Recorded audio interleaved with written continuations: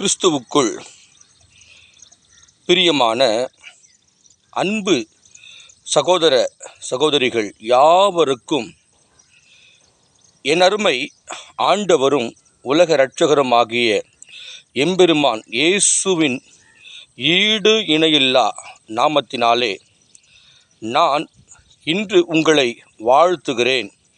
நீங்கள் சுகமாய் இருப்பீர்கள் என்று நான் கர்த்தருக்குள் விசுவாசிக்கிறேன். இதை கேட்கிறதான ஒவ்வொரு அன்பு உள்ளங்களையும் நான் வாழ்த்துகிறேன்.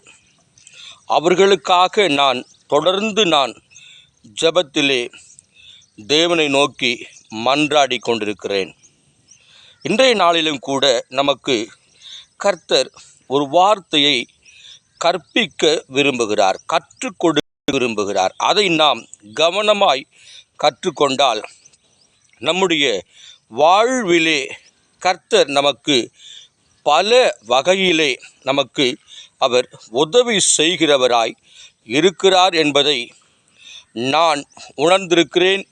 அதை இன்றைய நாளிலே என்னோடு கூட சேர்ந்து நீங்களும் கற்றுக்கொள்ளுங்கள். கர்த்தர் உங்களை ஆசீர்வதிப்பாராக. இன்றைய நாளிலும் கூட ரோமருக்கு எழுதின புஸ்தகம் 8ஆம் அதிகாரத்திலே 36ஆம் வசனத்தை நாம் வாசிக்க கேட்போம். பாருங்க, கிறிஸ்துவின் அன்பை விட்டு நம்மை பிரிப்பவன் யார்? உபத்திரவமோ 1, வியாகுலமோ 2, துன்பமோ 3, பசியோ 4, நிர்வாணமோ 5, நாசமோசமோ 6, பட்டயமோ 7. இந்த 7 விதமான காரியங்களை நாம் நன்றாய் உற்று கவனிக்கும் பொழுது பாருங்க, கிறிஸ்துவின் அன்பை விட்டு நம்மை பிரிப்பவன் யார்? யார் பிரிப்பாங்க? கிறிஸ்துவை அறியாதவர்கள், பெரிய பெரிய செல்வந்தர்கள் பணத்தை காட்டி, பொருளை காட்டி, ஆசையான வார்த்தைகளினாலே நம்மை அவர்கள் பிரிக்க முயற்சிப்பார்கள். பிரியமானவர்களே, நன்றாய் கவனிக்கிறோம். கிறிஸ்துவின் அன்பை விட்டு நம்மை பிரிப்பவன் யார்? 1, நாம் மிகவும் பண தேவை உள்ளவர்களாய் நாம் இருந்தால் சிலர் என்ன செஞ்சிடுவாங்கன்னு சொன்னால், கிறிஸ்துவின் அன்பை விட்டு பிரிந்து விடுவார்கள் பணத்திற்காக. இப்பொழுது காலகட்டங்கள் அப்படித்தான் நடந்து கொண்டிருக்கிறது. எங்கே பணம் கொடுக்கிறார்களோ, எங்கே நல்ல வார்த்தைகளை கூறுகிறார்களோ, ஆசை காட்டி மோசம் செய்பவர்களுடைய இந்த பாழான உலகத்திலே நாம் வாழ்ந்து கொண்டிருக்கிறோம். பிரியமானவர்களே, நன்றாய் கவனிக்கணும். பாருங்க, உபத்திரவமோ வியாகுலமோ, வியாகுலம் உங்கள் வாழ்க்கையிலே தொடர்ந்து வந்து கொண்டிருக்கிறதா? ஆனால் ஒன்றை மாத்திரம் நீங்கள் மறந்து போகக்கூடாது. நான் ஏற்கனவே சொன்ன வார்த்தை தான். நீங்கள் அவரை தெரிந்து கொள்வதற்கு முன்பாகவே அவர் உங்களை தெரிந்து கொண்டிருக்கிறார். அவருக்கு தெரியும். பிரியமானவர்களே, எப்படிப்பட்ட சூழ்நிலையிலையும் அவர் நம்மை கைவிட்டு ஒரு நாளும் விலகுகிற தேவன் அல்ல. நன்றாய் கவனிக்கணும்.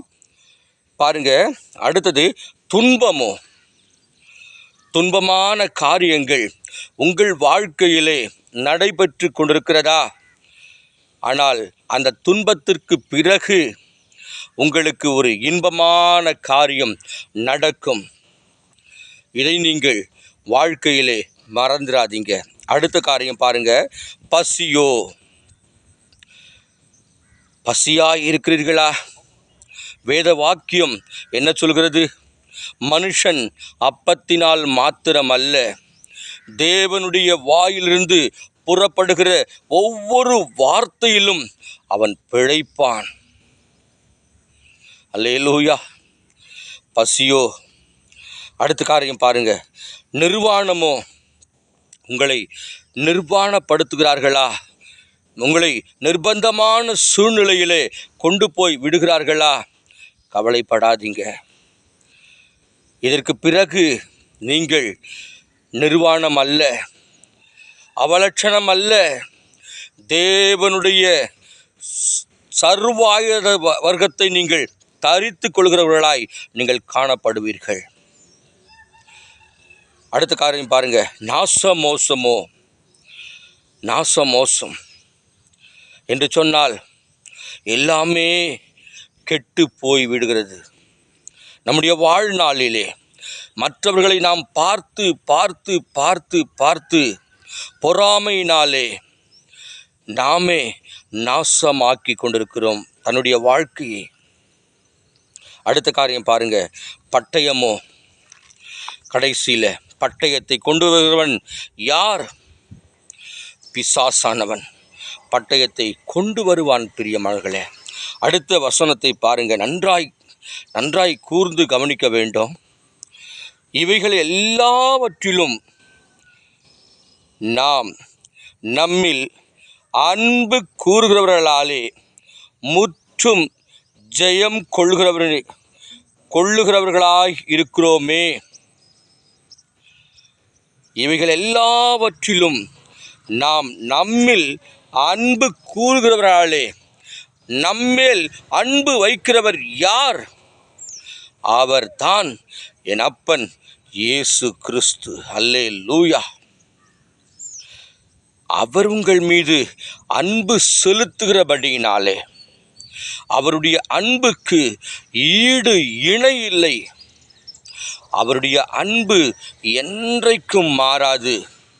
தாய் ஒரு பிள்ளையை மறந்து விடலாம், தகப்பன் மறந்து விடலாம், போதகர் மறந்து விடலாம், முதலாளி மறந்து விடலாம். ஆனால் உங்களை உருவாக்கின கர்த்தர் ஒரு நாளும் உங்களை மறப்பதில்லை, அவர் கைவிடுவதில்லை. அல்லேலூயா. நன்றாய் யோசிக்கிறீர்களா? பவுலப்போஸ்தலர் எப்படியாய் நமக்கு இந்த வார்த்தைகளை சொல்லியிருக்கிறார் பாருங்க. அல்லேலூயா. நன்றாய் கவனிக்கணும். எனக்கு அருமையான தேவ ஜனங்களே, கர்த்தர் உங்களை அளவில்லாமல் ஆசீர்வதிப்பாராக, அளவில்லாமல் ஆசீர்வதிப்பாராக. நீங்கள் பலுகி பெருகி இந்த பூமியை நிரப்புகிறவர்களாய் சகல சௌபாக்கியங்களை நீங்கள் பெற்றுக்கொள்கிறவர்களாய் கர்த்தர் உங்களை வைப்பார். உங்களை ஒரு நாளும் தலைகுனிவாக்குகிற தேவன் அல்ல. ஒரு நாளும் உங்களை கைவிடுகிறவர் அல்ல. உங்களை குற்றப்படுத்துகிற தேவன் அல்ல. அல்லேலூயா. நம் கண்களை மூடுவோமா? நம் ஜெபத்திலே காணப்படுவோம். பரலோக பிதாவே, இந்த வார்த்தைகளுக்காக நன்றி செலுத்துகிறோம். இதை கேட்ட ஒவ்வொரு உள்ளங்களும் ஆண்டவரே, இந்த 7 காரியங்களும் அவர்களுடைய வாழ்க்கையிலே இருந்ததே என்று சொன்னால், இந்த நாளிலே கர்த்தர் அவைகளை மாற்றும்படியாய் ஜெபிக்கிறேன். ஆசீர்வதியும் இயேசு கிறிஸ்துவின் நாமத்தினாலே வேண்டுகிறோம் நல்ல பிதாவே. ஆமேன், ஆமேன்.